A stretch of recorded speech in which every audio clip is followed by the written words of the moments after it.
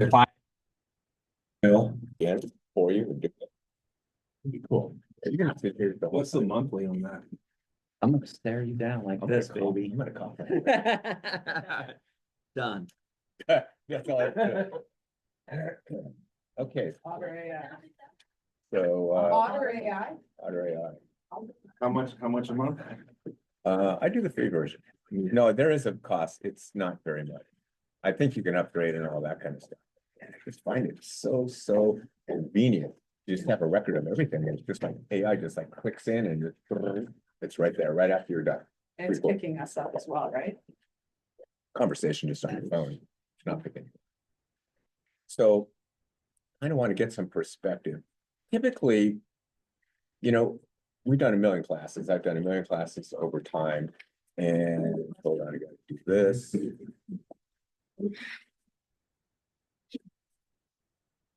I've done a million classes over time, and I always think about kind of what the outcome is of the class. And what I find is there's a couple of different ways to approach a class. And what it comes down to is all the information. People come to you in a class and they go like, I want the magic pill. I want the magic phrase. I want the script. I want the solution and all those kind of things. And as I talk to people, over time, over the years, everything that you're looking for already exists. It's online. Okay. It's in a book. It's in an audio. Okay. It's in a video. It's on YouTube. It's all there for you. And what I've done over the years is I've just understood that it's more important to become a student than anything else in this business if you want to grow, if you want to change. And, so what I do is I avail myself of a lot of different content from different sources, and I extract and I pick and choose the things that are relevant to what I want to do or what I'm trying to accomplish or, what the goal is. And I find that that's really the answer that a lot of us really just haven't figured out over the years. We all want to come to classes, and I look at these calendars all the time. We all want to know these classes and want to get the magic pill, walk away and say, okay, I'm done, check it off. And it's just not effective. Over the years, it's like, people keep asking the same questions over and over and over again. So what I did on the board here, here's some of the content that I recommend that I subscribe to where I get a lot of my content from, or a lot of just simulation, a lot of ideas, and a lot of scripts and dialogue. So I listened a lot to and read a lot of Chris Smith. Chris Smith is the author of The Conversion Code. Okay, and basically it's all about converting. It's about chasing leads, stop chasing leads, start attracting clients through different methodology, whether it's scripts and dialogue, whether it's technology, whether it's email, whether it's text or whatever. And I've got both his books. Here's the new one. And he read his original one is The Conversion Code. This is the new second edition revised. And, whether you're looking for that particular content or not, I'm just want to make a point here that you have to become a student of real estate. You can't just show up to classes and expect to get it and then go about your daily business because it doesn't affect change in any way. So Chris Smith and Jimmy Mackin are partners in Curator, and they just have a ton of content. And so, we're talking today about, and I think a lot of you are kind of hoping to get that magic pill, in terms of, okay, what do I need to do? What do I need to say? What's that magic script that'll get me to, start engaging with people, getting a better result? There really isn't just one. You just have to really avail yourself of different content. So Chris Smith and Jimmy Mackin, I highly recommend. Phil Jones, you've heard us talk about this a million times, exactly what to say in real estate. This book is a Bible in real estate. This really will ease the transition from when you feel a little uncomfortable or you really don't know what to say or you're a little bit nervous about having conversations with people and you just don't know how to break into that conversation or how to affect the desired result of that conversation. It's like, have you ever had a conversation with somebody and started kind of here and when you ended it was kind of here rather than here where you wanted to go? So these are the things that help bridge those kind of conversations. So you have to be a student of technique more than anything else. And that's kind of a personal type of thing because everybody's looking for something a little bit different. Of course, Tom's got some great relevant information. I subscribe to Inman. Now that's going to cost, but Inman is a great resource. And Jimmy Burgess, his videos are great. He's been doing a lot of stuff with Tom lately. Jimmy Burgess is from Berkshire Hathaway. He's got some great content. Another site I subscribe to is called The Broke Agent. Some of you have heard of it. And it's Broke Agent Media. And they've just got a lot of content. And a lot of these guys cross over. He brings in a lot of these other guys' stuff. And Jeff Shore's just some general sales type stuff. So I just want to impress upon you that if you're going to affect any kind of change in 2025 for your business or the results that you're getting, or to get started, on the right path with intention and with some results, you have to start becoming a student more than anything else. You can't just come to these classes that we're doing. Because you come to class, it's all good, you meet some people, you socialize or whatever, then you go about your business. I'm not a fan of that. And it's just a kind of a routine that we get into. We have to step it up, to a different level. So let me ask you a question. What is, if anything, excuse me, I got a cold. What is the intention? What do you want to get out of today? What is kind of your perspective on what we're going to talk about today, or what's kind of missing that we can start filling in the gaps as you look at making 2025, a better year than 2024, or to basically help move your business in a direction to whereas you stop chasing people and you want to start becoming more attractive. Is there anything that come to mind that we can talk about or that we need to cover today? Let's. I'll just say my goal was more with, when I heard it was like how to stay engaged is what are some different ways to bring value to my database? Not necessarily like magic pill, but like what are the relevant things right now that I should be talking to my database about in order to be the number one person top of mind. Think of real estate, or I got a question. I can second that. And also, other ways to engage besides the standard ones that we have, PRMs.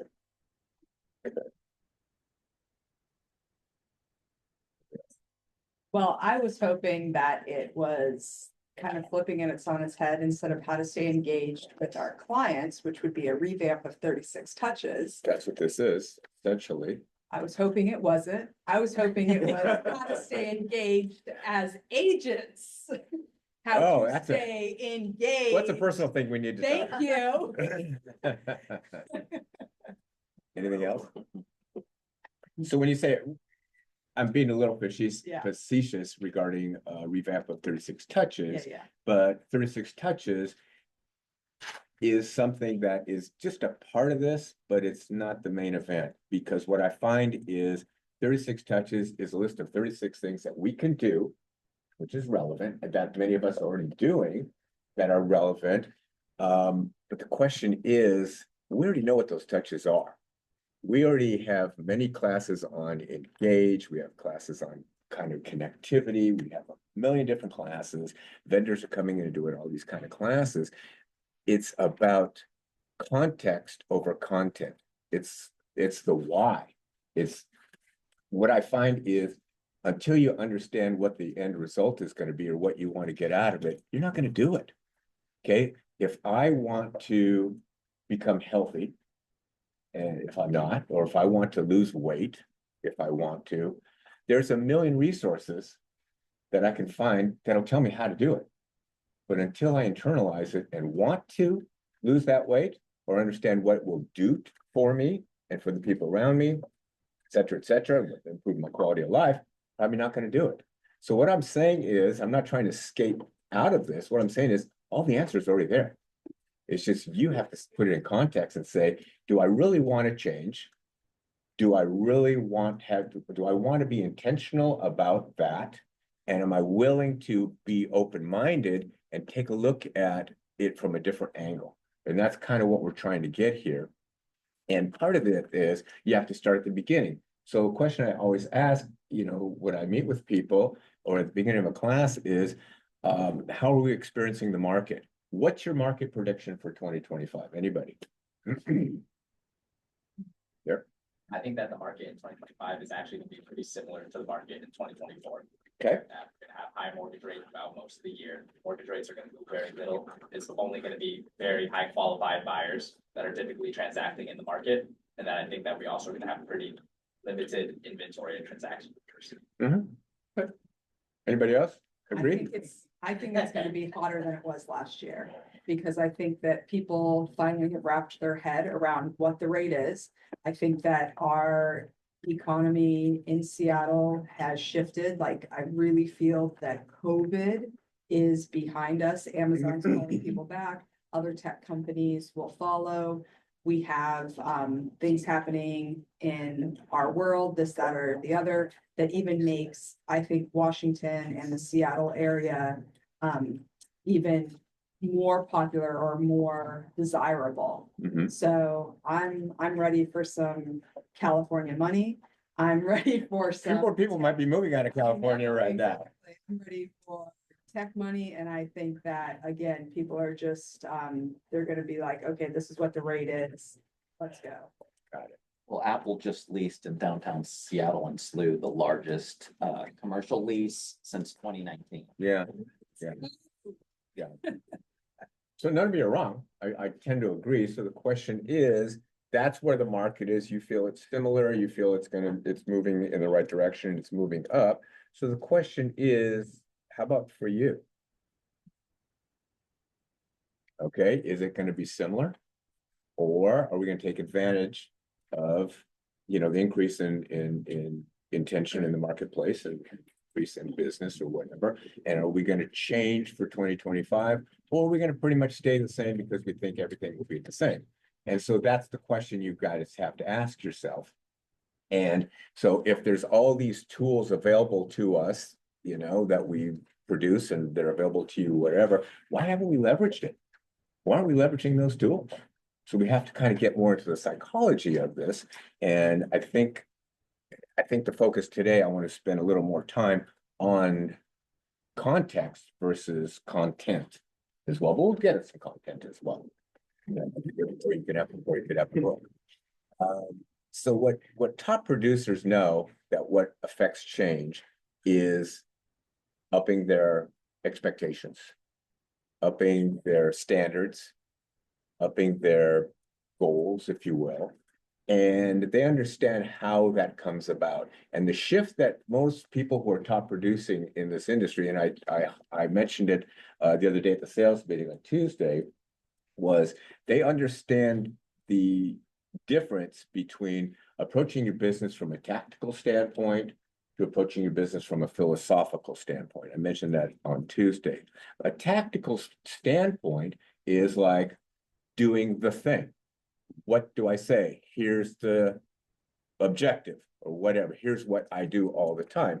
And so what happens is when you approach the business from a tactical standpoint, when your manager, your accountability partner or whatever says, all you need to do is go door knock X, this, that, and whatever, and you just go do it. All of a sudden, and I think Lori mentioned it at the panel the other day, it becomes a grind. You kind of struggle, it becomes a grind. After a while, you're just going like, why am I doing all this stuff? I just don't feel good about it. I know I'm supposed to do it. I keep doing it. Same thing happens, good or bad or whatever. And so what happens is what people who have kind of got to next level real estate is they understand the philosophical aspect and they've adopted the philosophical aspect and approach to real estate to whereas if I do these things, what would the result be? What would it do for me? How will I benefit from it? What kind of impact will it have on my life? So now I've developed a different type of strategy to my business to where I kind of look at the big picture and then I fill in the blanks versus just doing the stuff and hoping or expecting something's going to happen and getting a level of frustration because it's not happening.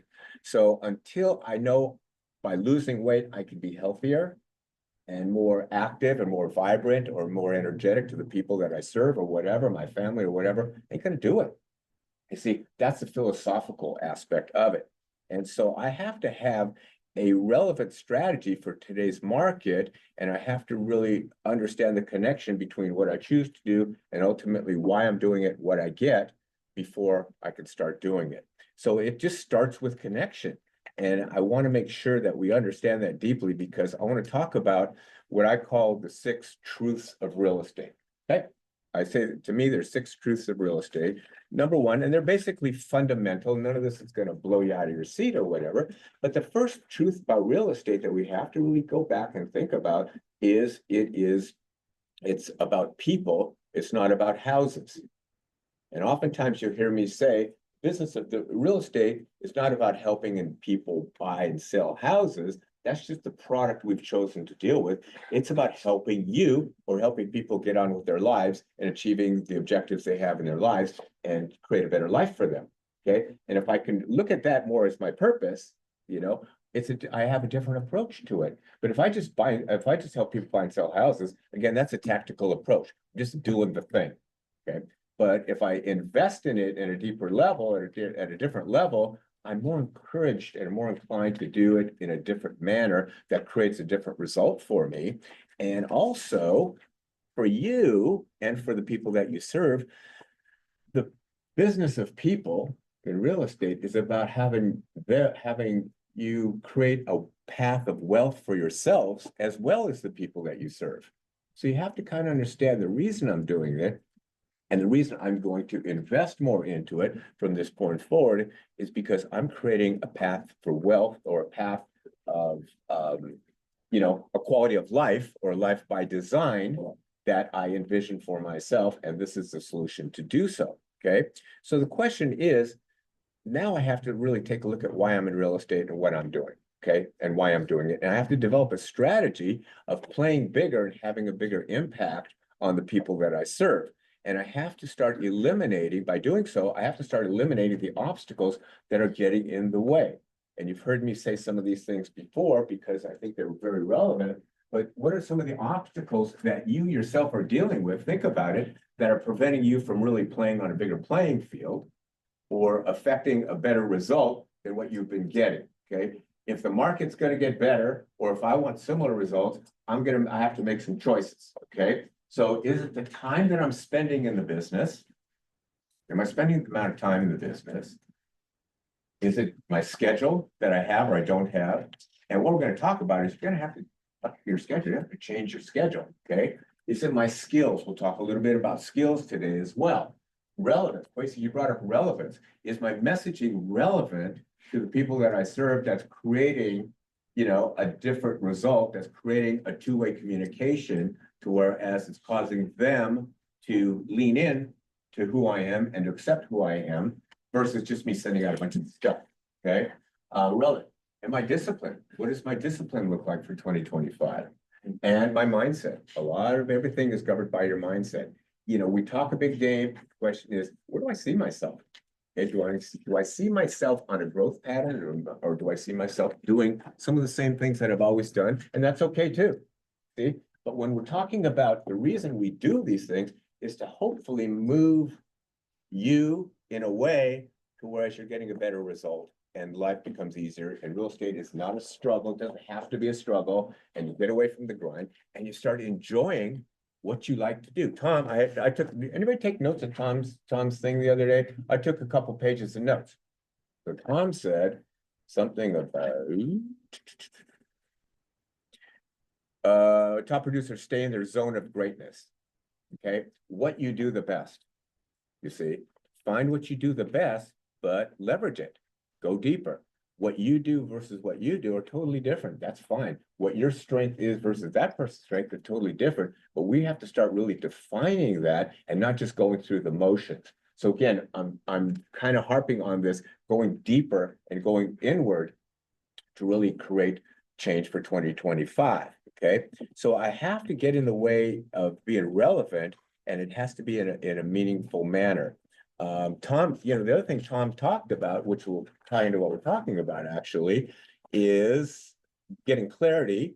And as I'm looking to 2025, what has to be eliminated? What has to be added? What has to be delegated? Okay. What has to be parked to deal with later and not right now? Okay.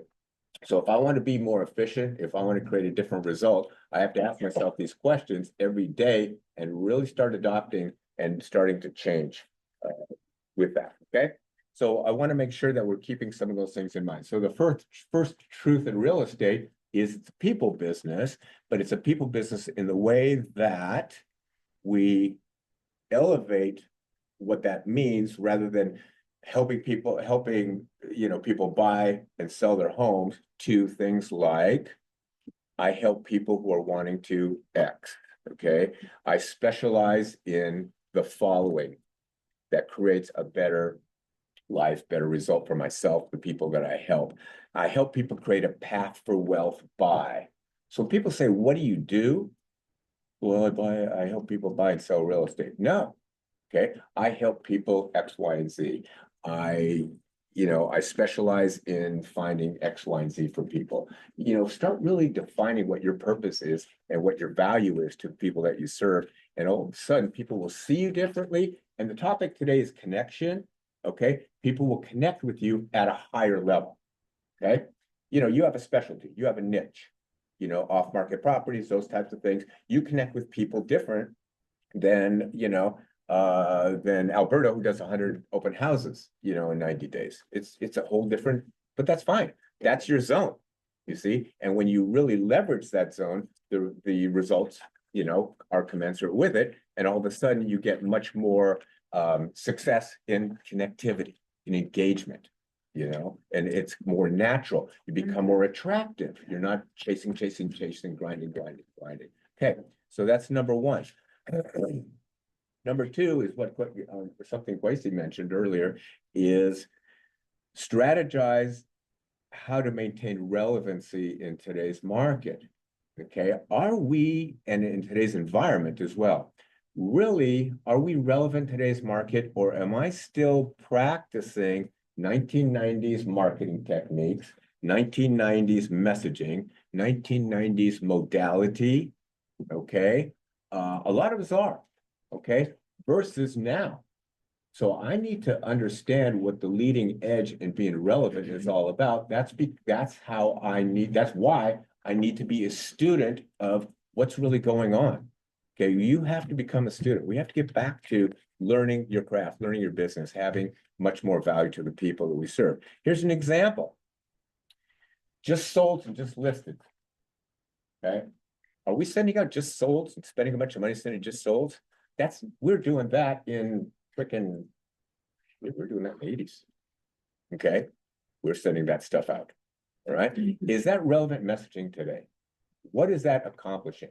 Or is it just a placeholder for lack of a strategy that really wants to affect change? Does that really change the market's perception or the intended recipient's perception of who I am and the value that no, it's a brag piece. Okay, so just sold really is, I don't want to say old marketing, people do it, and all our vendors are pushing it because that's how they make money. I get it. And if you want to do it, that's a tiny bit of a 10-point program. It's like 0.5, okay, of 1. So I'm not saying you don't do it, but instead of it just sold, nowadays it's stories. Now you hear that from Jeremy Poole and all these guys. I'm not telling you anything you haven't heard before, but we have to start engaging in stories. And what a story would be like, instead of just sold. Okay, did you hear about your neighbor, such and such address, at such and such address? Here's the story. Your neighbor called us. I'm not going to read this whole thing. Wanted to make a move out of state, blah, blah, blah. I got to work by leveraging video production, this, that, whatever, staging and all that kind of stuff. Okay, we created a buzz-worthy launch for the home. And you can adapt it to your own thing. It resulted in multiple offers. My masterful negotiation techniques resulted in getting X amount higher than the list price for the home. Through a comprehensive process, I help my client achieve a higher price per square foot than most recent homes in the area, whatever it is. Now, there's a story. Now, just sold or the story. Which one creates more impact? Which one causes people to go like, wow, I never, realized this, this is what you do or how it gets done. So again, leverage marketing in a different way to whereas we're much more relevant, in our messaging in today's marketplace. Okay, so what happens is, and the reason I say that is because my job is I've got to break through the noise. There's a lot of noise out there, right? Technology, there's a lot of noise in tech, curated media, there's all kinds of curated media. Social media, that people are bombarded with, okay, to get their information. I'm not telling you anything you don't know. Public influencers out there, and you know, the new one is, and I think Eric, you might have alluded to this at the meeting the other day, is AI. AI is going to kick your ass if you're just sending out just sold. Really well, okay, because AI has the ability to be surgical and has unlimited resources, you know, to create an impact out there. So if we leave it up to technology, AI, social media, your neighbors, you know, whatever, and just doing this 1990s level type of engagement, guess what? We're going to get blindsided. Someone's going to be eating our lunch. And they already are, if we keep giving that up to those influences. Got what I'm saying? So what I'm really saying is got to step it up. We got to be intentional. We have to really think this through. We really have to get some new skills. We have to get some new education. Okay. So what happens is I just have to understand that the simplicity of it is right in front of us, and we're just kind of stepping over it, I feel sometimes. For instance, what I'm talking about is the easiest thing in our business is to leverage people's curiosity, right? That's the key. If I know what somebody is curious about, I can have a meaningful conversation with them. If I don't know what they're curious about, I'm just blah, blah, blahing out there. So I know instinctively what people are curious about. I can ask people in various ways through conversation what they're curious about, and those types of things. And all I need to do is step in and be the bridge for that. And so who's curious about real estate right now? Same people that always been. It's neighbors, it's the public, it's the people who are coming into your open house, it's your database, it's recent people who've just listed and just bought a home, okay? Your family, your friends. These are people that are naturally curious, and you guys all know this, you see? But what are we pretending to not accept, I guess? Because I know everybody is curious about real estate. I just have to figure out a way, how can I be relevant? How can I be relevant, you know, have a relevant conversation with them? And to further illustrate that, take a look at Zillow. I looked at some Zillow statistics recently. Excuse me. November 2024, Zillow had 259 million a month visits a month in November. Okay. September was 269. So 269, 259 million visits per month. Okay. Are people curious? Hell yeah. And that's never changed. You all know that. And I always tell you, look at your new listing, 48 hours later, how many hundreds, if not thousands of views have you had? People are shopping all the time. Okay. I just have to tap into it. I have to know that. I just can't think that nobody's interested in what I'm talking about or who I am or what I have to offer and the value I have. Everybody's looking for it. Everybody's hungry for it. I just have to connect in the way they want to connect. So the average time they spent on Zillow was 10 hours or 10 minutes and 10 minutes and 14 seconds. And they looked at 6.25 pages on average. So the world is curious. It's all kind of served up on a platter for us if you understand that. Okay. So we can't be, you know, anonymous. We just have to understand this is something that I can engage with people on the basis that they're already engaged in. 259 million visits a month is crazy cool. Okay. So here's a way maybe to engage on a relevant manner. Okay. So this is a text that's going out. It says, hi, Sierra. A lot of my clients have been holding off on their real estate plans until after the election. Is that true? Probably. I think so. Now that it's over, I wanted to reach back out to you to see if it would be helpful to discuss your real estate plans. Looking forward to hearing from you. Okay. Or I prepared some information for you that I think might be of value in terms of what the market has done since the election, the short time since the election, and I'd love to share that with you. So being relevant to what are people curious about? I wonder how the election is affecting or will affect real estate, or how Trump will affect. And if I was in financials, I would say, I wonder how the stock market's going to do. I wonder how the bond market's going to do. If I was in construction, I wonder how construction. So again, people are curious. I just have to tap into it. The door is open. it's wide open for us. We just have to accept it. Truth number, that was, 2, that's relevancy. Truth number 3 is abundance.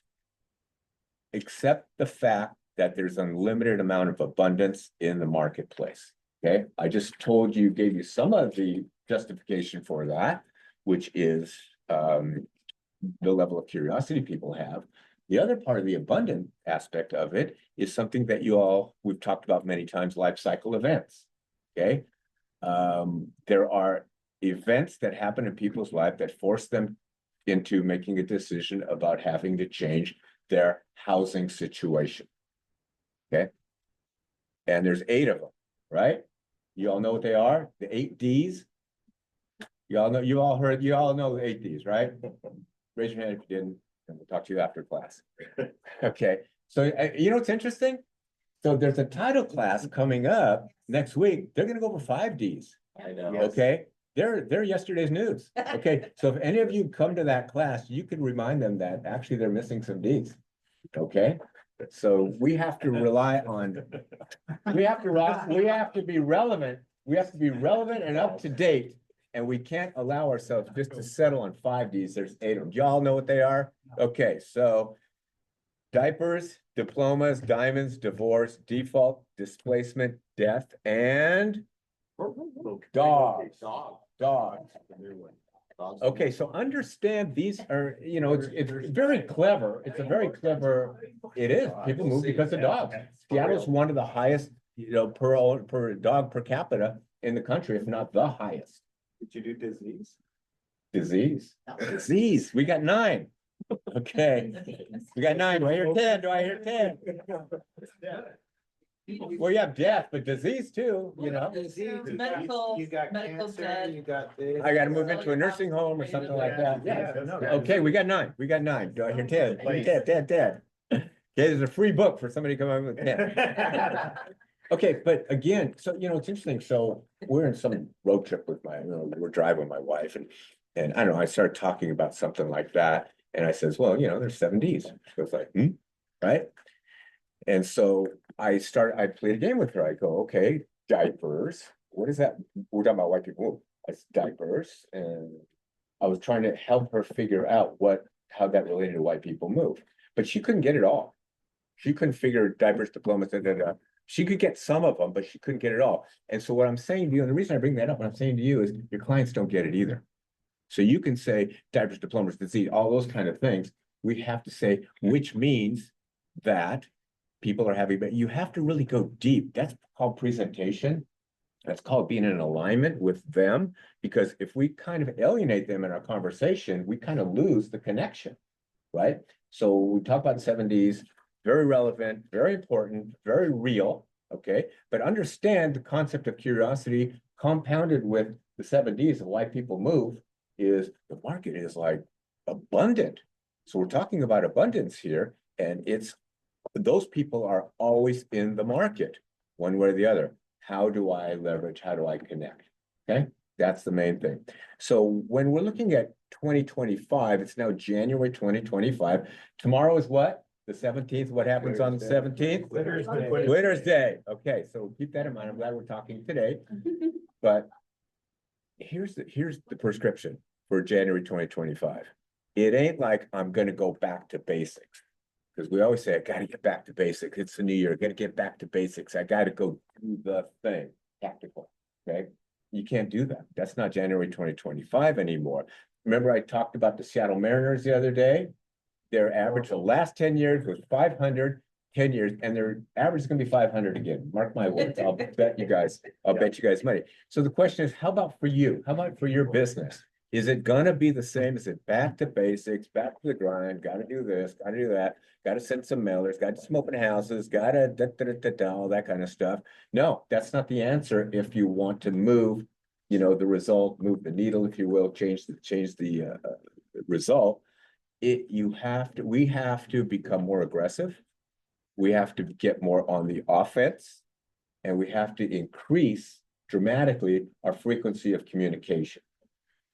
Okay, we have to get on offense. We have to over communicate more than anything else if you want to change the result. because we're not communicating enough to out noise the noise. We can't, okay? So we're talking about over communicating, and we have to talk about effective, relevant communication. So we have to engage in and create conversations that lead to appointments.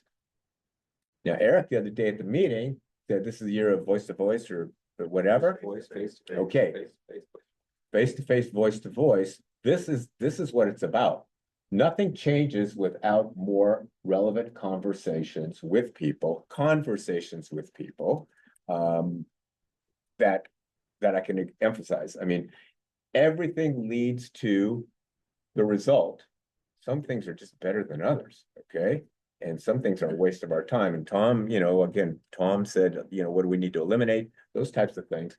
We have to say, okay, what do I need to do to have have more success in terms of having more relevant, more conversations with people? How do I do that? And what's getting in the way? So what's getting in the way? Is it, I don't have the time, is the schedule, is my skills, is my relevance, my discipline, is my mindset? What's getting in the way of us having more conversations face to face with people? And that's really going to be the challenge for all of us if we want to make a difference. Okay.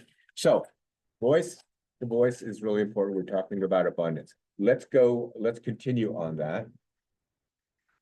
I want to talk about appointments for a moment, because that's going to be the key. And what happens is we get hung up on our definition of appointments. And so let's talk about what a definition of an appointment is. The definition of appointment is any conversation you have with somebody that either can or will bring you business, do business with you, or know somebody who will do business either now or in the future. Very broad.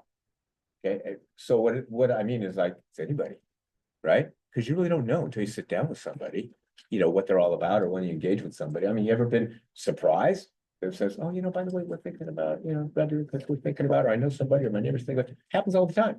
Okay, well, without conversations, that's not going to happen. So appointments have to have a new definition in your mind. It's not appointment to sell a house, appointment to buy a house. It could be coffee, it could be wine, it could be networking, it could be anything like that. So I have a quick question. Yeah. In the meeting, I think was Richard was talking about his. Oh, here, yeah. Schedule, and then, I guess he's doing core, obviously. And he was not allowed to talk to any of his family, friends, neighbors, blah, blah. You have to have totally stranger that you talk to, and that constitutes, an appointment. In my case, I was by referral. So all I talk is to my friends, my neighbors, my family, because they bring me business. 100%. So that would be okay. Find your So I zone. was listening. Find your zone. What are you talking about? I could never then fill up the greatest tracker, because it's not Mhm. valid according to the. Find your zone of greatness is what Tom said, which is it. Okay, Find so your zone. that's Here's great one thing for- you don't know about Richard. I mean, give the guy 100,000,000% credit. No, absolutely, it's inspiring, but He No, is it's not. active almost every day in his church, community, religion, faith, which is comprised of 1,400 people. that's, Okay, that's his database. He looks at it differently Mhm. because they're not family, but that's his family, you see? oh, And all he does is just like go deep, go deep, go deep, go deep, go deep, go deep, presence, abundance, or visibility. Oh, 100%, 100%, you see? So again, there's no right or wrong answer here. The question is, if you're doing that, it's creating conversations. If he's doing that, it's creating conversations. He's connecting every day, okay? So as long as you have a result that you're looking for. Of course. Of course, you're in front of people. See, we talked about abundance. We talked about, all the people that are curious and shopping and researching. We talked about the 7, the 8, 9 Ds. We talked about all of that. What we have is a conversion problem. Not a problem to where there's no people out there to talk to. We just have a conversion problem more than anything else. So we have to eliminate those things that get in the way, get rid of drama in your life or your excuses, your history, all the layers that we put in the way, getting ready, coming up with the perfect this, that, whatever, going to all these classes that we have, just talk to people and you would be surprised what happens, and you'd be surprised how you can perfect your technique and not be so nervous about what to say when you do what you do naturally. And we can be very natural in what we do. We don't have to be highly skilled at what we do. We just have to get into the arena where the game's being played, or where psychologically people are in terms of, you know, them wanting to move or anything like that. So we have to eliminate the layers of all those things that we're doing that kind of get in the way. So the definition of appointment is really important. I think you really need to look at a new definition of an appointment, and then you have to play the appointment game. And the question is, you know, what's your number? How many people in 2025 do I really need to talk to? Just in general, okay, more than I'm talking to in 2024 to create more impact, create more connection, to make more engagement, and those types of things.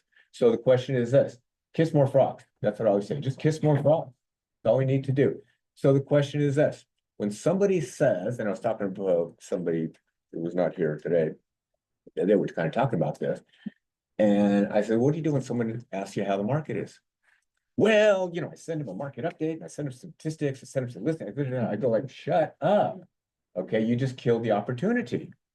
Okay, when somebody asks you how's the market, your goal with any conversation is to convert to an appointment either now or sometime in the future. Okay, so when somebody says, how's the market? What do you say? Sounds like you're curious about what's going on in the market, or sounds like you're curious about what's going on in your neighborhood. I've prepared some information, or I've just been, you know, aware of some information that we just got through our office about what's going on in the neighborhood, or I've just put together some information for some other clients who have the same question that I wouldn't mind sharing with you. When is a good time for us to connect? I can stop by, I can Zoom, we can set up a Zoom. How about this? I'm going to send you a calendar invite and Thursday afternoon for 15 minutes, and I'll be able to share that information with you that I think you'll have or find a lot more valuable. Okay, if we do it, something like that. Okay, so again, how's the market? Sounds like you're curious. Okay, move it forward. How do I convert that conversation into the next step? So it's about keeping links in the chain. Here I am. Here's the goal. I need to keep the links in the chain, and so my job is, you're my next appointment. You're my next appointment. You're my next appointment. You're my next appointment. I need to get involved. I need to understand my job is to convert, and my value is in converting. And what's going to affect change in my business is my ability to convert. It's not finding clients. They're out there. We just told you where all the clients are. They're there. They're showing up every day. It's a conversion issue. Okay. So I want to make sure that we're getting away from layering, which is sending emails, sending the same old stuff, whatever, the blah, blah, blah, that most people can't even understand without context, you see, and getting more towards, you're my next appointment. When can we, sounds like, would it be helpful? Would it be of value to you if, okay? And how often would you want to get this information? Every month, every week, every 6 months, I can, you know, I have an app that will send you whatever it is. Okay, but just kind of keep it going. Here's the reason: because we're always competing. Who are we competing with? All the noise. We're always competing with all the noise. So the minute somebody opens the door a crack for us, we have to step in. They've opened it. It's already open for most people. We just have to step in. So the question is, what's your number in terms of how many people you need to talk to, sit down with, face to face, have a cup of coffee, or whatever it is with people, or attend an event, or who knows what. What's your number? Because we're always competing for what? Attention. Okay, the most valuable commodity on the planet is not oil and gas and gold and all those kind of things. It's attention, people's attention. That is it. What is social media about? It's people getting people's attention. What happens online? How many of us are like dying to pick up our phone and checking what's going on in our lives and everybody else's lives that we know? Attention. How many of us stop at a stoplight that's red and pull out our phone? We all do, okay? So. So how many texts on the freeway on the way to work? We all do. Okay, so what happens is we're competing for people's attention. And so we have to insert ourselves early on to get the hook, get in alignment with them and keep the momentum going and work at the conversion process. So it's just conversations, okay? So we're competing for that attention. Who's your biggest competitor? Who's your biggest competitor out there News. in your business? The news? Who else? Influencer, Pardon? influencer. Influencers? Who else? Who are we competing against? Trying to get our way. Yourself? How about the Okay. 34,000 other licensed brokers on the. Other brokers? MLS? Said Zillow. Right. So, oh, sure. Okay. So you're not, none of you are wrong, but you're not right. Okay. Here's your biggest competitor. Yeah. All right. It's anonymity. It's anonymity. Nobody knows who you are. Nobody knows what you do. That's it. That's your biggest competitor. You have a lot of value, but no one knows it. We're not utilizing it. We're not expressing it. We're not offering it. We're not helping people discover it. Those type of things. Your biggest competitor is anonymity. There's always going to be 34,000 agents. There's always going to be Zillow. God bless them. They're doing amazing. You know, there's always going to be yourself. There's always going to be those kind of things, your mindset, all those types of things. It's anonymity. When we talk about connection, that's number one. There's another one, perceived indifference. Okay. What's perceived indifference? Perceived indifference is people don't think you care because we're not showing we care. We're not showing up. So here's a study here. You know why top reasons why any business loses their customers? Okay, why top business loses their customers? Someone says competition is cheaper. It's not the reason. There's always competition. There's always competition that's cheaper, right? Someone says they switch to a competitor or their friend. Nope, wrong again. It's perceived indifference. Okay, perceived at 68% of why business loses their customers is perceived indifference. In plain English, it means that 68% of customers move away because they think you just don't care enough about them. Yeah, you don't care enough about them. We all say we care about our clients. How are they perceiving that we care about them? Kind of haphazard. Well, Christmas card. Send them a Christmas card. They got 34 others that day, you know, but again, understand this: anonymity and perceived indifference are the two biggest competitors we will always have. And those are the easiest ones for us to bridge. Okay? No one knows us. They don't know what we do. They're curious. They're already going through the 90s. They're curious. They don't know how to connect with us. They don't know, we're not top of mind. They don't think we care. See, there's enough market for everybody, okay, if we connect regularly. So the question you ask yourself, am I playing kind of small here? So as I'm looking at my strategy for 2025 in terms of what we're talking about here and elevating that to maybe a higher level of intention to create a higher level of result, I have to start examining, I have to start asking myself some of these things. So the question is, should I be on 3 to 5 appointments a week? Okay, I'm not selling 3 to 5 homes a week. I'm not talking about that. Coffee dates, wine dates, pop buys, you know, maybe Zoom, maybe conference, maybe whatever, equity, whatever it is. Okay, should I be on 3 to 5 a week? What was Richard's goal? Blow us all out of the water. Okay, so and the question is why not? And the other question is what gets in the way? And the question is why am I playing so small in regard to something that I do naturally, something I like doing? I'm not talking about anything that any of us don't like doing. We're not talking about cold calling, door knocking, and opening up the, you know, the phone book or whatever Lori was doing when she started. That's hard work. This is like shit, I just have to adapt more than anything, and it starts up here. That's it, okay?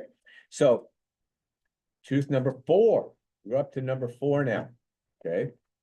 This is something that you've heard before, but you have to listen this time, okay? Almost all your business is due to a recent engagement. Almost all of your business is due to a recent engagement. The last sale you made, the last listing you took, okay? All is a result of a recent something, a recent conversation you had, a recent sale or listing that you had that you promoted and circle market around, a recent phone call, hi, how you doing? A recent text, now the election's over, maybe you're curious about what's going on into the market. An event, an open house that you had, a networking event you were at, a door knock that you did and you left off, an invitation, a coffee date that you had with somebody, a life cycle event that you shared with somebody, okay? A vendor offer. Okay, what's a vendor offer? Well, we'll talk about that in a moment, but there's certain things that are happening during times where people might need help, with their home, insurance, roofer, plumber, all those kind of things. We'll talk about that in a minute, but maybe you talked about that with somebody who just went through the windstorm we just had, or who knows what, BK had a fire, whatever. So whatever's going on in their life, we're aligning ourselves with what's going on in their life, and the conversation becomes very, very simple. So it's a concept of proximity. 62% of all deals have went to the person that's most closest to that person at that moment in time, via conversation, via whatever, connection, some sort of connection. 62% of deals go to the person that last had that connection. I could be working with somebody for 6 months, show them 35 homes. It's happened to all of us, okay? They walk into open house, they buy from the agent at the open house. What the F, right?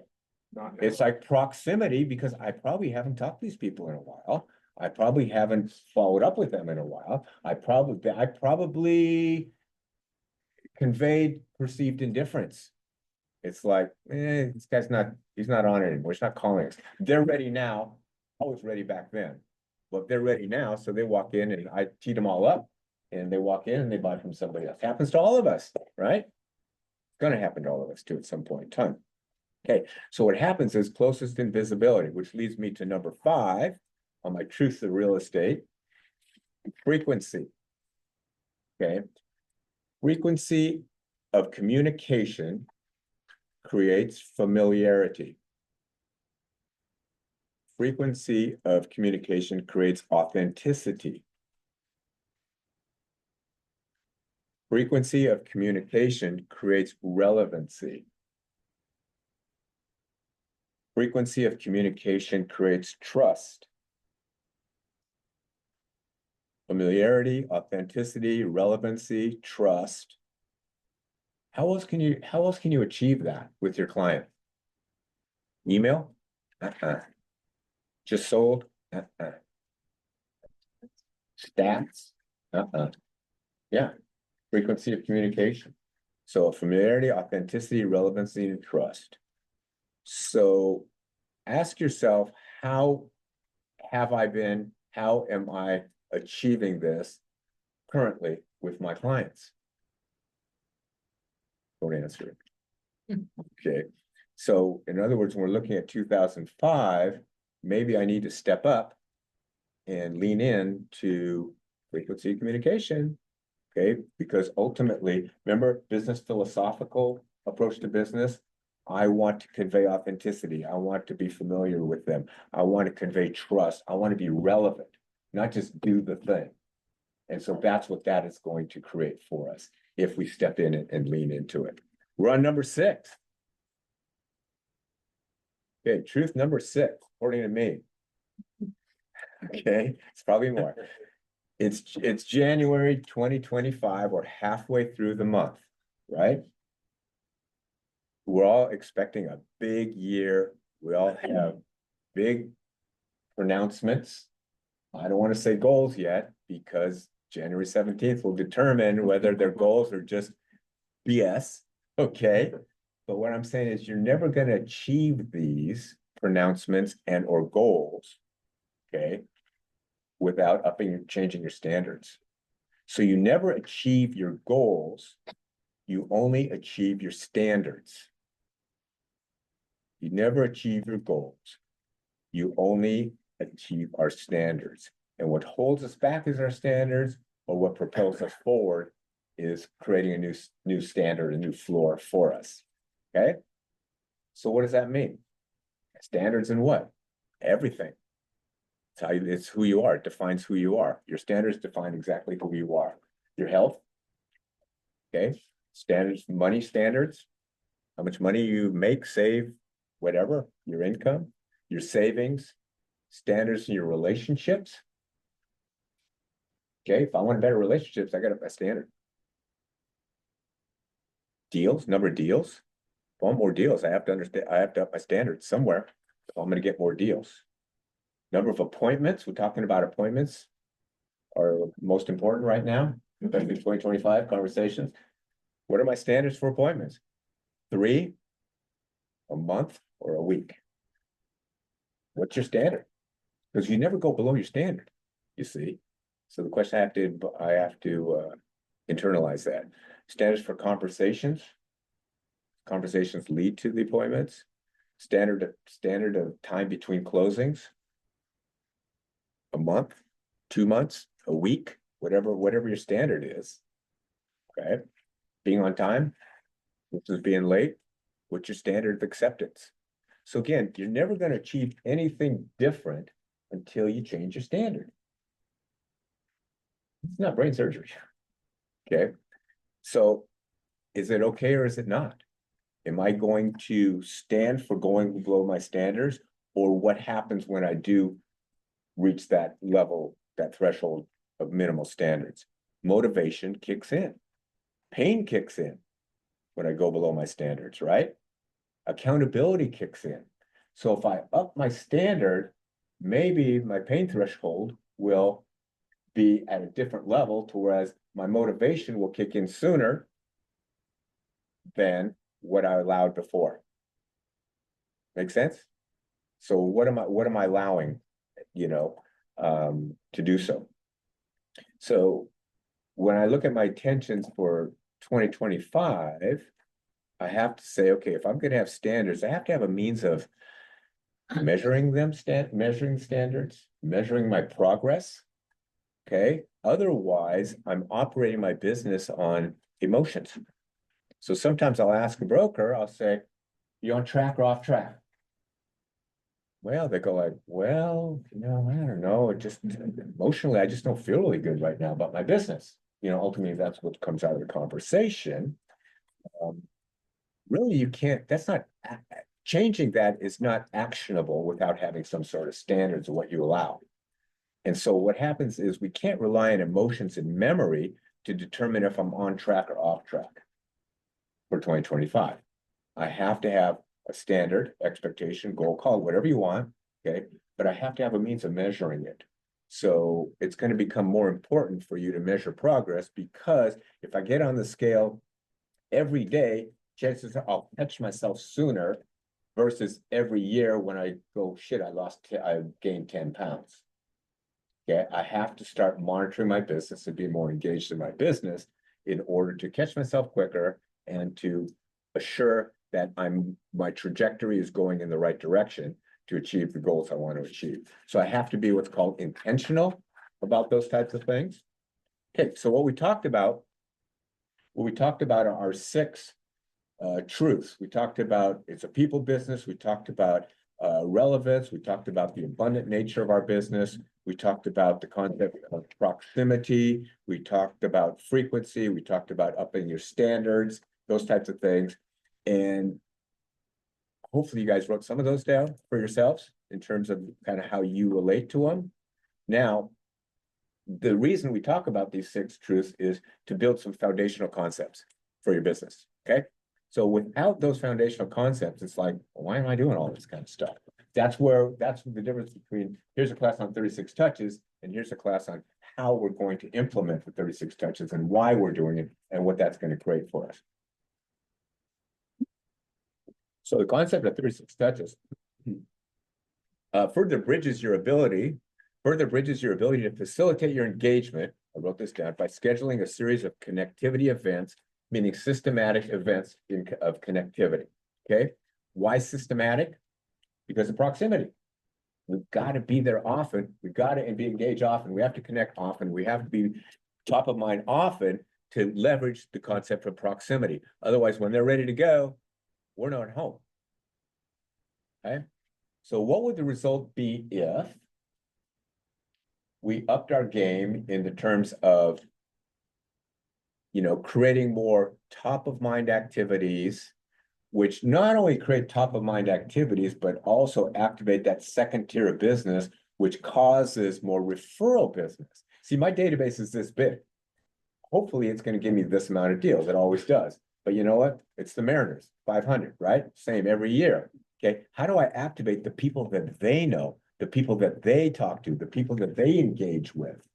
You see, how do I become familiar with them and how do they become familiar with me?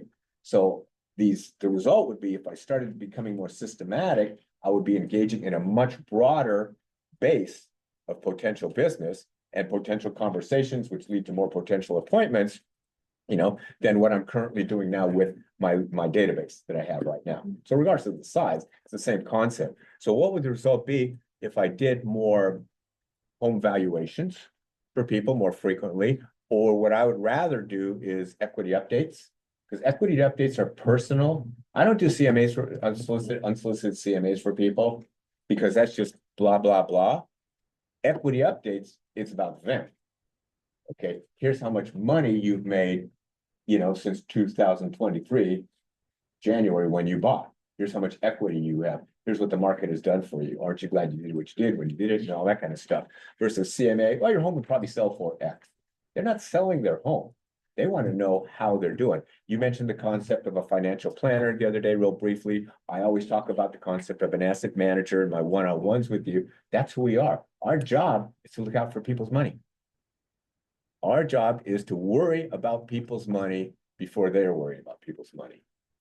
Whether they're moving up, moving down, investing, who knows what, that's our conversation. So when you say, what do I talk about with people? What are they curious about? Their money. Easy conversation to have if I can align myself with that thinking. So what would the result be if I was doing more home valuations or equity updates? Let me just pause for a minute. Okay. Over there, talk about connectivity and engagement. What Josh and his family are doing is they're transferring 1,000 Christmas presents to deliver to Mary Bridge Hospital. So his event over the Christmas, which he does every year, yielded 1,000 gifts for Mary Bridge Hospital. So talk about a connectivity event and a big event. Not about real estate, but look at that. So they're just moving. They've been storing it in Ryan's office next door, which is really cool. Okay, so what would the result be if we did that? And the question is, how often do they expect us to do that? Okay, I'm going to step into it. I'm going to tell them when I'm going to make that decision more than them, unless I'm being a pain. But again, that's probably one of the most valuable things we could do to start talking to people and engaging with them is to worry about their money. Okay, what would the result be if I engaged with my community more? Okay, stay in your zone. Okay, I'm not door knocking to sell houses or asking people if they want to sell. What would happen? Some of you want to be more community minded, West Seattle, all this, some of you guys and all of that. Food drives, shredding events, those types of things. I was talking to Richard the other day about doing some church events. What would the result be if we did more market insights for people? We have some really great statistics, market insights. That new thing you were just showing me yesterday, the MLS, what was that called? The new pending report. The new pending reports and the MLS, really great stuff. What would the results be if you became the mayor of the neighborhood? Nominate yourself to be mayor of your farm, mayor of your neighborhood, mayor of your community, okay? To whereas you were the voice of it, non-real estate, some social media, some events, those types of things, where you were the resource you're providing relevant content, meaningful information, meaningful data to the people who have an interest, who are curious about what's going on in their area. What would that look like? Okay, your farm, your neighborhood, your database, your community, whatever. John L. Scott, we have housing forecasts. So what would be the result if you internalized and, you know, provided some of those some of that information to them? The vendor resources that we talked about before. People are always looking for plumbers, you know, landscapers, all that kind of stuff, especially after we change the season. So 3 times a year, I'm reaching out with that message, you know, for my people. I don't give them the resource. I let them know that I'm the resource for those kind of people and they need to engage with me and I can facilitate. I need to get in the middle of it and create that triangle of trust with them and the vendor and myself. Whereas I'm a valuable resource to the people that I serve. I'm looking out for their money. I'm worried about their money. Okay, their house, which is their house. Got it? Okay, Rosie's got a great book that she puts out. Neighborhood Resource Guide. I stole it. All her vendors in here. But it's a great resource for people who are looking for that. And you don't have to have a guide. You could just let people know from time to time, you are the resource for them. Okay. So it's a great way to have a conversation. It ain't about real estate, but it's about real estate. Okay. So you don't have to be buying or selling to utilize the resources that I have. You don't have to be buying or selling real estate to utilize my team. That's the goal here. Okay. My job is to serve people. My goal is to serve the people that I engage with. So maybe I'll ask some people in a conversation as, you know, what's currently on your to-do list? Okay. What are some things on your to-do list that I can help you with? Well, you know, we just got a new, you know, bill for insurance and it's like doubled and we're just kind of, you know, or well, we just got a tax assessment and we're just kind of wondering why, you know, it's valued at this, that, or my taxes are up. Or, you know, what are some of the things we do this? Well, you know, we're thinking about having to replace our roof this coming winter. And we're just kind of wondering, do you know what are some things on your to-do list? Okay, so there's a million things. It's serving people. Just put it out there. Not like me. I just sold, I just listed, I just sold, I just listed. It's service. Okay, so we have to really be engaged in turning the tables a little bit and looking for something that I can connect with people. And if it's about them, it's easy to connect. Make sense? Got it. Okay. So what's your point of difference? What's your point of separation is what I'm always looking for. It shows when you do these kind of things, it shows people that you actually know them. You mentioned the other day, the audience of one. We talk about the audience of one many times in training or whatever, and one-on-ones. It is an audience of one. Show me that you know me. Show me that you know me. Okay, that's how relationships are built. That's the only way relationships are built. You know, y'all are familiar with the All About You form. Okay, this is gold. So simple, but it's gold. Show me that you know me. What is the name of your kids? What are your favorite restaurants? Where do you like to go? What charities do you? What college and universities did you go to? What's your favorite sports team? Those types of things. Show me that you know me. And some of us go a lot deeper when you have the one-on-one conversation. You know, you add to this, but it's a great start. And that's where relationships are built. So how do I get people to know me, like me, and trust me? And you know what? It used to be trust. It's likability. It's likability. For years, it was like, no, like and trust. They gotta know you, they gotta like you, but then they gotta make sure they trust you. It's likability now. Trust is easy. Okay. If you're serving people. Okay. You know how that last one's so true. Yeah. Look at the quality of the brokers out there that you guys are dealing with on the cross sales. Yeah. Public are choosing them. Right? Oh, yeah. Exactly. 100%.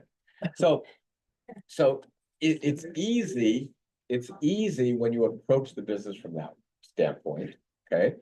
And it's natural, it's effortless in terms of connecting to become dominant in people's lives. But we have to systematically put something in place in order to do so. What I mentioned the other day real quickly at the meeting was what this All About You form helps you do is move from being informational and transactional which many of us operate on. I think that's the key to real estate. So we move from informational and transactional, and we move towards being influential and transformational. Okay, affecting change in people's, which one? Moving away from transactional and informational, moving towards becoming influential and transformational. That's what really affects change. That's what affects moving the needle, as they say. So it's the solution to counteract the threats in our business. Okay, which we talked about a moment ago, but we talked about again, anonymity, perceived indifference. Remember, those are two really important, but it also counteracts Wall Street, the $100+ billion in commissions that, you know, they've engaged into going after for, you know, the last decade or so, and the $18 billion they spend on advertising to our clients, to your family, your friends, your neighborhoods, your community. Okay, it's out, and they're out marketing us in terms of spend. You see, it's your solution to counteract the discounters. Are there always discounters in our business? Always. It's your solution to getting full fee. It's your solution to counteract the referral companies that are scraping our databases and then selling them back to us. It's your solution to counteract big teams. I can't afford to have a big team of 10 people. I don't need a big team of 10 people. It doesn't matter. Okay, that's not my model. That's not who I am. That's not what I need to be. And are they my competition? None of this is competition when you talk about anonymity and perceived indifference. Okay, it's a way to counteract AI, chat, all of those types of things that are just automated now. It's a way to counteract lead aggregators, the 34,000 agents. And the other one is, which needs to be played out, we talked about this yesterday, is this new Department of Justice and the NAR issue, and how that may influence how real estate is done in the years to come, or influence the fee we get, you know, for doing real estate in the years to come. I can counteract that with value, because most people don't really care about your fee unless they doubt you have value or don't understand your value. Your value, you'll get paid full price of whatever you charge. So the concept of engagement that we're talking about doesn't cost a lot of money. We don't have to compete with the 18 billion ad spends and the lead aggregators and the big companies and all those kind of things and the teams.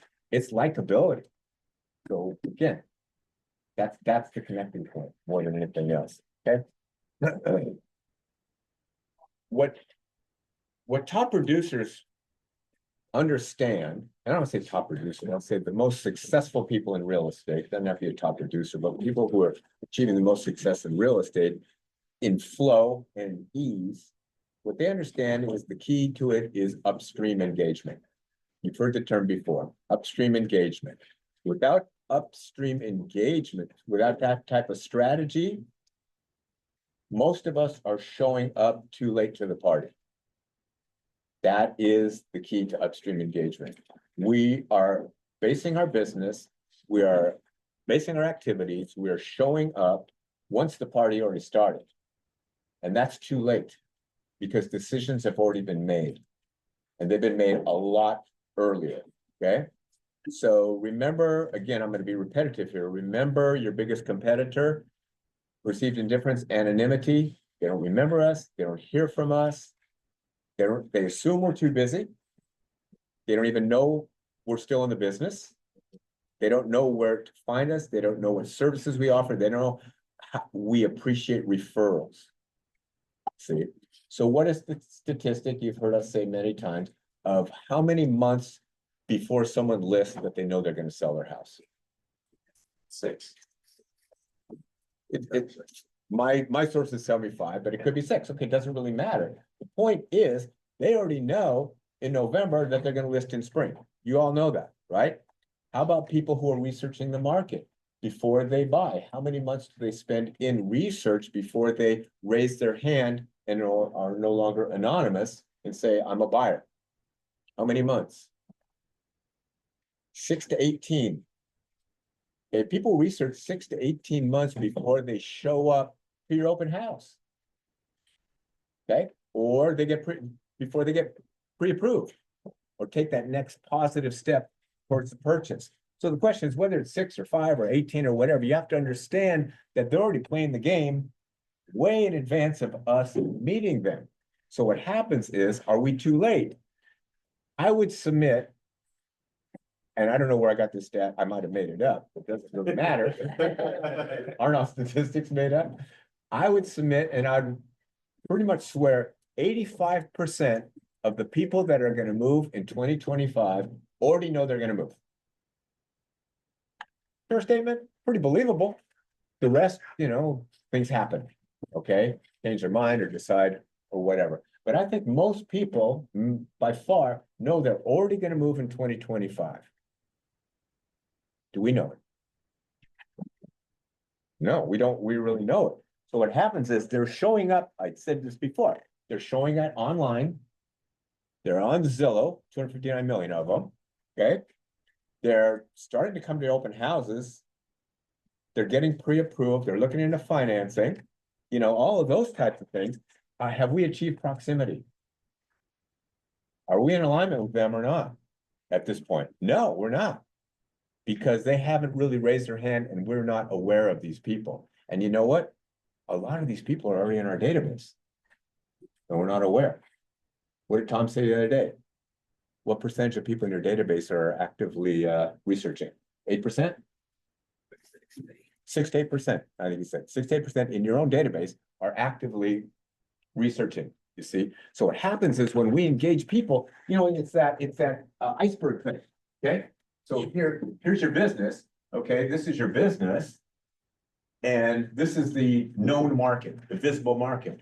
But again, here's all the people doing research that we don't even know about because we're not going upstream. We're meeting them when they already have done all this stuff, already figured out what they do, already engaged with somebody else, already whatever, you see?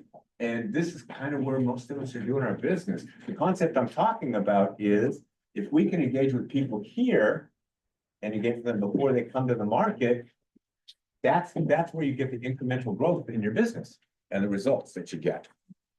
Simple concepts.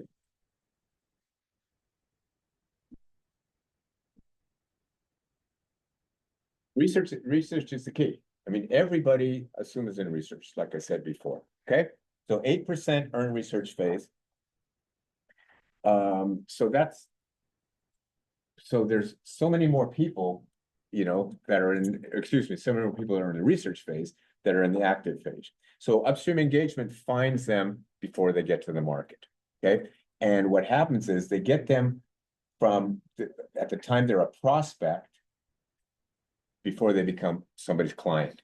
So what happens is we catch them early enough, we move them through our conversion and our engagement from prospect to client, okay? So if we rely only on the ready phase versus the research phase, we're playing small. We're pursuing a very small portion of the potential market that we have, okay? So the total addressable market for real estate is grand. It's huge. It's humongous, okay? We're not tapping into it, okay? So we need to kind of understand my 2005 strategy. It's tap into it, and we have to do it. We have to do it on a personal level. Here's one of the biggest problems. Okay, one of the biggest problems that you all know and are totally aware of is you need a database, a functioning database, and or a farm if you don't have a database, or both, okay? And it won't work otherwise. Because if you don't, then you're just tapping into the ready market right now, the people who are shopping right now, and that's where the competition comes in, see? So the biggest problem with database, I'm just gonna say this once this whole year, okay? Because it's been said your whole career. You have to have a database, it has to be workable, and it has to be accessible, okay? There's classes for it, you all know there's classes for it, you all know the importance of it, you all know that if you want to up your standards, you're gonna have to up your standards in terms of creating finally getting a database that's workable, accessible, okay? So the question is having the database is number one, the challenge. The second challenge is it being marketed to enough? Okay, again, we're talking about, keep that 36 touch thing in your mind. Is it being marketed to enough? Are we touching the people enough? Keep in mind what I said, this is the time we over communicate. This is the time we don't get back to basics, but we overemphasize, we over communicate, we over market, we over converse with people. Okay, the other problem with the database is there's no personal contact. Okay, what do I mean by that? Okay, versus the audience of one, which there is personal contact, versus Christmas card, flags in your yard on July 4th, whatever. Very indirect. I'm not saying you don't do those, but again, on the scale of 10, that's the ones and the twos. But it's the direct contact that we're missing. And if we don't have that database, we're unable to achieve that. Okay. And if we are unable to have direct contact, we're not achieving any influence. We're not creating any influence with those people. So you can't have that without those other things as well. Okay. You're not creating, excuse me, you're not creating the transformation that we're talking about. You're being transactional. You're back to transactional, not transformational. And so it's time to start thinking about them in a different way. Okay. Are you living in your dream home? Okay.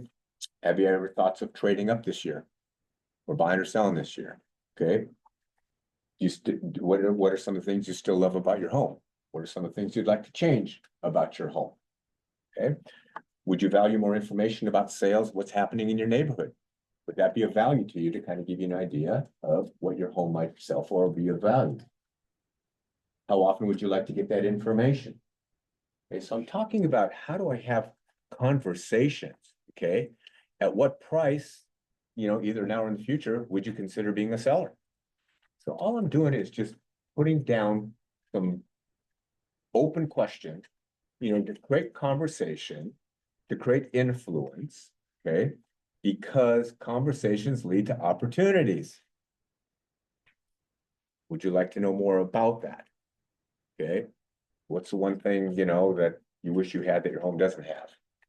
How important is that to you? That type of thing. So just again, I just need to kind of integrate with them, but I can't do that without a database, guys. Okay.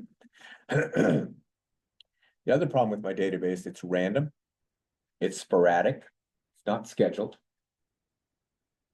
There's no engagement that causes behavioral change. That's the transformation I'm talking about. And most of it is irrelevant and useless information. We're spending way too much time on that. Get rid of those, get rid of that stuff. Okay. So let me ask you a question. Okay.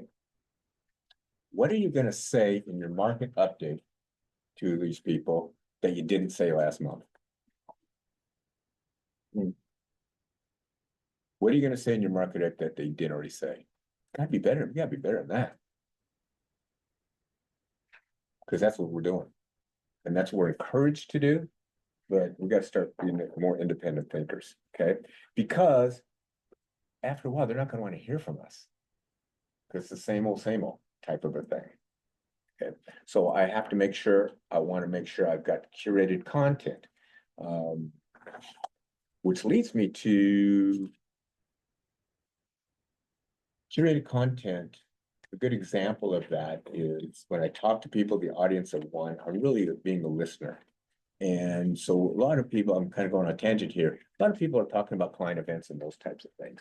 And, one of the things about client events I talk about is curated client events, not just a big party or big this and that, whatever. If you want to do that's fine, but what are people curious about? So anybody who's over 55 or 60 probably is thinking about the finish line. Okay, they're already in the 6th inning, okay? So they're kind of thinking about the end of the game, and maybe they're more curious about estate planning, retirement, protecting their assets and those types. They might have a conversation. So maybe I can do a curated event with Kelsey, right? Our financial planner here, and do a curated event for a group of people on Zoom.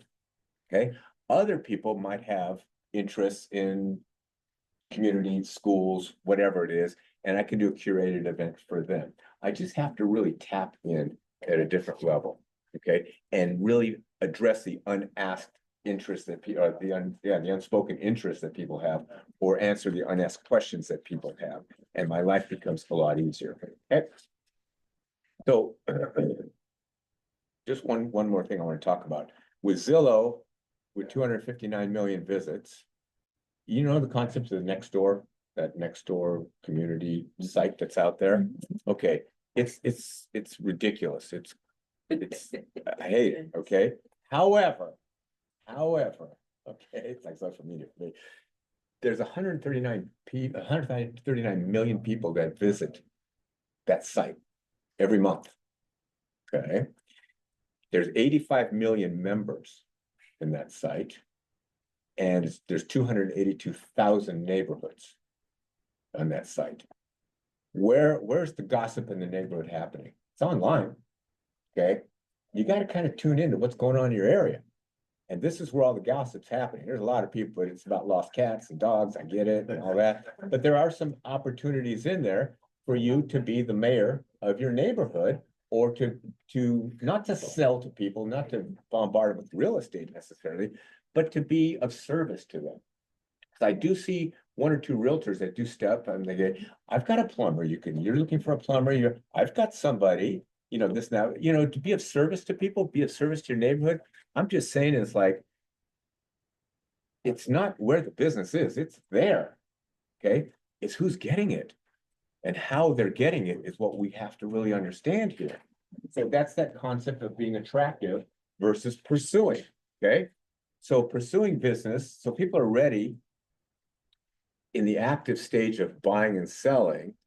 Okay, and the most frustrating is they've already revealed themselves, and we're chasing after them and trying to rope them in, versus, of course, being of service to people and being attractive to those people, to whereas they reach out to us instead. The best compliment you can get is when somebody reaches out to you and asks for help. That's what I want. That's what I want to be encouraged. And by doing so, life becomes a lot easier. And results happen faster. The competition that we have, again, the noise, just real quickly, take Amazon as an example. I get Amazon emails every day because I shop Amazon. I don't open them. I don't pay attention to some of them, but I know they're there, top of mind, proximity, that type of thing. Mind. So when I shop, who do I go to? Of course, I go to Amazon, like many of you. But Amazon, they're informational. I can get all kinds of information about a product. Okay, I get the description. They're influential. Here's the reviews. Here's what people are saying about this widget, that you're thinking about buying. So they're influential. They establish a bit of trust through, testimonials, reviews, and those types of things. So they're kind of winning that game. Technology is kind of winning that game. But the one thing they do is they don't call you. Okay, Zillow doesn't call you. They offer a wide variety of information. They call. More. They call us. I mean, they call Well, us. they call you. Yeah. They're not calling your customers. So what happens is you have to understand there's the opportunity. That's the door is open. See, so we're competing in that arena, but the one thing that they're not doing is that personal transformation, the influential part of it. So they're really good at that, and they always will be. That's never going away. I just need to know where my opportunity is and where my edge is on that. So conversations, back to it. Let's talk about what that looks like for some of you guys. Imagine, if you will, if you had a marketing calendar that had your activities laid out for the week, the month, the year, and you had some discipline and you had a little bit of accountability to it. What would happen if you practiced 5-5-4 times 5-5-4? Talk to 5 new people a day, talk to 5 people that or lead follow-ups. Okay. What if you did that? What would your business look like if you did that? What would your business look like if you did 5 to 10 texts a day? Pretty easy to do. You just need to know what to text. Okay. How do I know what to text? I'm going to tell you. I'm going to give you my secret. Okay. You ready? See this file? This is all sample scripts, text, shit that I read, I just hit print and you can't have it. Okay, no, I'm just kidding. But again, it's all here. It's all available for you. It's here. Go to page 179 in here and then go to page 192. That'll fill in all the blanks, okay, in this one. So what happens is, what would happen if I did 5 to 10 texts a day? What would the result look like? Okay, would I be connecting? Would I be top of mind? Would I be influential? Would I be transformational? Would I create conversations? Would I stimulate interest in certain things? Not selling necessarily. Again, there's a whole broad range of what you can do, and it doesn't have to be real estate. What happens if I call these people 4 times a year? Okay, real estate related, not real estate related, various content, thinking about you, just drove by your house, haven't driven by, it looks like you just redid your yard, I'm gonna nominate you for a, community service award or neighbor of the year award because of your, whatever it is. I mean, just connect. What happened if I mailed, okay, once a month at least? They got mail from me, regardless of what it was. You mentioned you got a birthday card from us. Did you feel pretty warm and fuzzy? Yeah, she got a birthday card from the office. She felt all warm and fuzzy. Yeah, you got one too, right? Again, how does that make you feel? What would happen if we kind of started doing those kind of things? Get your zone of greatness. Not always real estate, that type of a thing. What happens if we 12 times a year, we posted or more, we emailed, combination email, social media, kind of text kind of thing. What happens if 2 times a year, I did some personal engagement? Cup of coffee, glass of wine, stop by their office, bring them lunch on their birthday. Or if not, maybe just a Zoom face-to-face, kind of like catch-up type of a thing. See, it's just kind of like, let's kind of move it in a different direction. What if I did a client event 1 to 3 times a year? Not the baseball game stuff, but curated event for these people, curated event for those people, curated event for those people on Zoom. Cost me nothing, sponsored.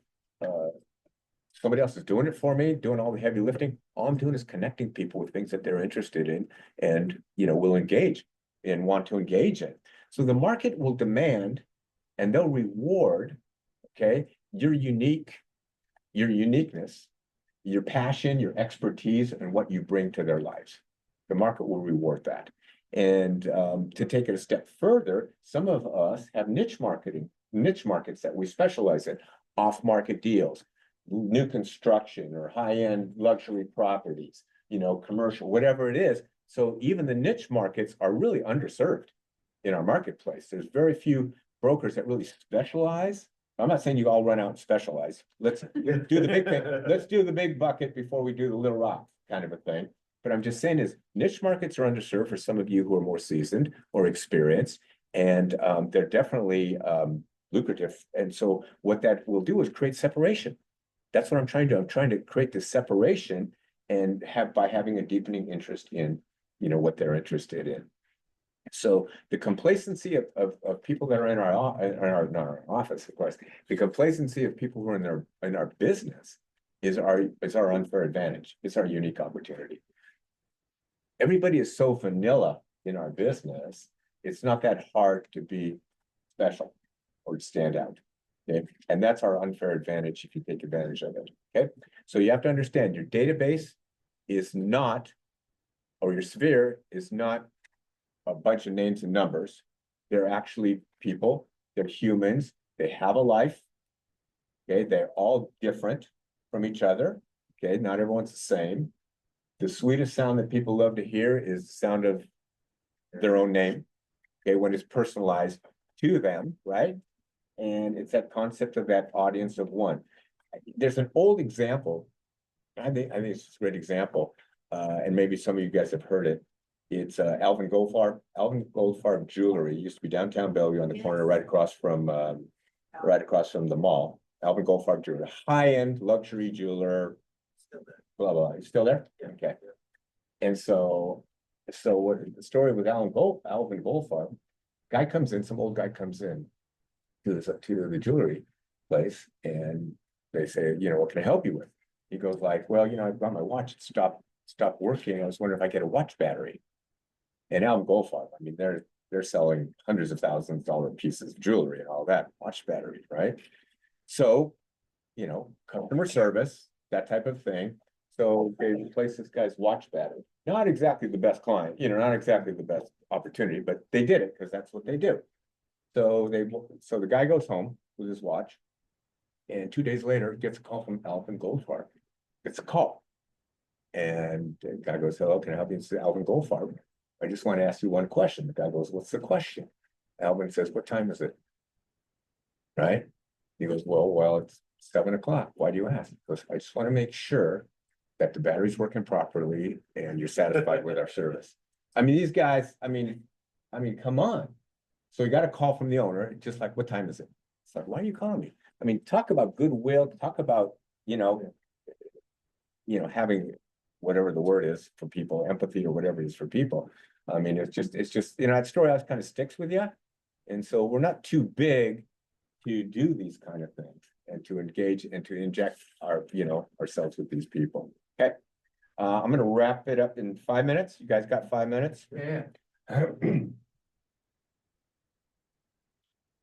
The question is, we talked about Tom's, you talked about your zone of greatness. Halfway through January now, your zone of greatness. So how easy is it when you hear all this? How easy is it just to be you? It's pretty damn easy. Don't overcomplicate it. But also, how easy is it to become replaceable? Pretty easy. Okay, if we allow it. So we have to say, okay, how do I get started? What are some of the ideas that you guys have in terms of, well, how do I get started? What do I need to do? What's the priority right now? Anybody, just give me 1 or 2 or 3. First thing I would do is get Kelsey, or for financial advice that you can call clients with, that's of value right away. But I think the big button right now is the insurance, the underinsured clients, which is probably 99% of all of our clients. That would be the call right now. Get the information, get the expert, call, say, hey, how are you doing? Checking in. You're seeing all the information on, TV every minute, about the fires in LA. We actually had a broker, even have her own home burnt down. And, right now I'm checking on my clients to see, what kind of insurance. I know I don't sell insurance. That's not my job, obviously, but I care about you. I want to make sure your family's okay. I don't want you to be in the same situation that the people in LA or even our own brokers and right now. Yeah, remember during COVID, we did wellness calls? Oh, yeah. Yeah. Hi, how you doing? Just thinking about you, going okay. That was a big deal. That was big. That's like, what time is it to the guy who got his watch battery replaced? Same thing. Wellness calls. The one thing I want to just bring up with financial advice, Kelsey's independent, okay? We cannot offer financial advice. We don't put our name to the financial advice that people are getting. I mean, she's 100% competent, don't get me wrong. I would use her in a minute. But again, you have to be careful what you say about giving people financial advice versus just being the connector. If you're looking for somebody, there's somebody that I use or I'm familiar with that we have, would you be open to having a Zoom call with her? She can talk to you about what some of the concerns are you have or answer some of the questions you have about estate planning or gifting or whatever it is, tax deductions and that type of stuff. So what else comes to mind in terms of actionable, changing your view for the first quarter in terms of how you want to set your business up so you're not the Seattle Mariners in 2025? I like the curated events. Definitely something I've done, but I think more on purpose. I do have a quick question about that. Yes, sir. You mentioned Zoom. What would you say is the trying to think of the word, but whether you would do it as Zoom, in person, hybrid model, and what would you do if you were trying to connect with your database on it? Well, I think, I would do, the most effective is always face-to-face, but people's schedules are such to whereas that may not be the preferred method. I want to make it easy for them. Yeah. I would love for them to all come, drive in here, come, such time and all that. I think, I would try to do that, but I want to make it easy as and inclusive as possible to get more people. Now, if I did this Zoom class, okay, we'd probably have another 10 people. Okay. But I want to make it inclusive. I want to have this going on. But it wouldn't be the end of the world. But I just know how information is transferred. I know how relationships are built. And the more I can do this with people, obviously, I'm gonna have a bit greater impact. However, because I can't do face to face, necessarily not do it. Yeah, so I'd be all over it because I would do many of them. See, and then it allows you to free up your time. So I could do a Zoom on estate planning. I could do a Zoom on what's going on in the community. I have a community planner. I could do a Zoom on somebody from the school district talking about bullying and distance learning in the schools. I could talk to, the local police guy talking about crime in the neighborhood, how to stay safe. I can do so many. I could have an accountant. I could have a contractor talk about remodeling versus selling and the cost of remodeling and why it makes more sense to do this. It's so vast. I could do these all the time. All I have to do is be the connector. I'm not responsible for the content. I'm just responsible for finding out what interests you and what interests you and be the service provider, get in alignment with their life and have value. And all of a sudden it's like, thank you. That was really informative. And that really resonated versus me sending out 200 mailers on you're invited to whatever, and I'm not even interested type stuff. So you could do this 1, 2, 3, 4, 10 times a year if you wanted to, very easily. Yeah. And people, as an example, Kelsey, we put her in front of 10 people on a Zoom for a 40-minute call. It's much better her driving down to Kent from Kirkland and having to talk to us. It's much more advantageous for her to do it. She'd love to do it. And all these guys would love to do that. You see, any service provider, and you know this from Core, where any service provider I meet, I always ask them, one thing, are you open to taking on new business? They'll go like, yeah. And then you think that can we get at least What list? roses? Yeah, sure. So the question I ask everybody who's in service, are you up to taking on more business? The answer is yeah. I says, well, I'm in real estate and I meet a lot of people who are first-time buyers who are not from this area. And oftentimes they ask me about insurance because they need insurance binder to close their deal. Would you be somebody that would appreciate me recommending you from time to time? Yeah. When is a good time for us to sit down so you can tell me more about what you do, what you specialize in, who your ideal client is, what are some of the things they need to know, and maybe you can furnish me with some material that I could pass on to them. When would be a good time for us to meet? They'd be all over it. And what happens, and what's their perception of you? All of a sudden they meet somebody who's thinking about, what, this lady Amanda, you don't want to use her, we'll get rid, it's that second tier of business. See, every conversation needs to lead to an appointment. I don't care what that appointment is. See, how's the weather? Sounds like you're curious about what the weather forecast is. When is a good time for us to sit down and I can share my, I don't care what it is. Start thinking that way. Just start thinking that way. You see, and your life changes in a minute. And people, because we're so starved for connection. Everybody's starved for connection. That's why everyone's online and doing all this stuff. Move it. Go back to old school, like face to face, belly to belly kind of stuff. Okay, so what do I need to get better at? Okay, is it easier to work with people you don't know, or is it easier to work with people you do know? Don't answer the question, but come on. Why are we spending so much time working with people or trying to find people we don't know when all these people are curious, the abundant nature, the 8D, 9Ds, all that stuff's happening right all around us. They're all here under the surface. Why aren't those our clients? Why aren't those our priority at this point in time? And one of the reasons is we sometimes don't step into it. We're nervous about meeting people because we don't know what to say. You see, and you don't need to know what to say. You just need to ask a couple questions and it'll come out. Or you already know, once you talk to enough people, you already know what they're curious about. Everybody's curious about the same thing. We've been in business 6 months or 6 years. It's the same questions that people are concerned about. A good salesperson answers the unasked questions because they already know what people are curious about. People just don't know how to verbalize it or don't understand. They aren't aware that they're curious about those kind of things, but they know there's something, they're missing something. They just know what it is because it's new to them. So the other thing I want to talk to you or just mention here is my soapbox is some of us need to up our standards in terms of expectations of our activities, our schedule, our performance. come into the office. Okay, I live in Seattle, you live in West Seattle, you live in Puyallup, you live in wherever, you live in Kirkland, whatever. Get the fuck, get into the office, start collaborating, get some ideas, find out who's doing what they're doing, what's working.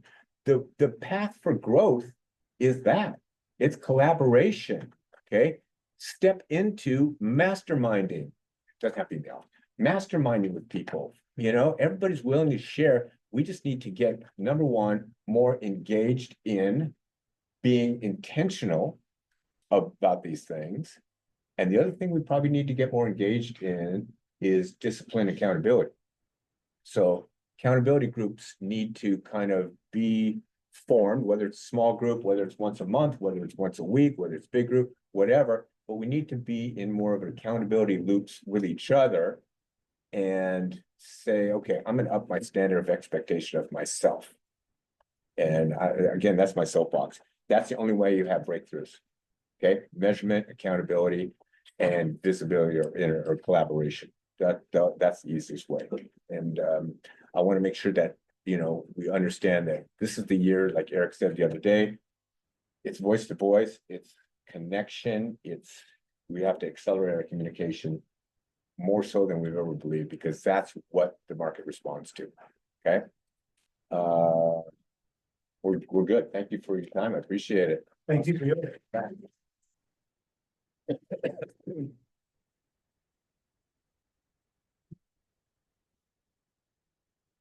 Thank you for taking the time to come in from all points To get engaged. of the state to get engaged. This is engagement. Stick around, engage. Hey, Quasi, you got a minute? You got a minute? You ready?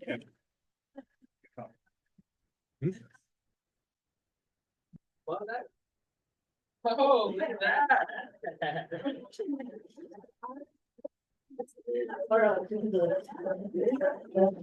I just see something.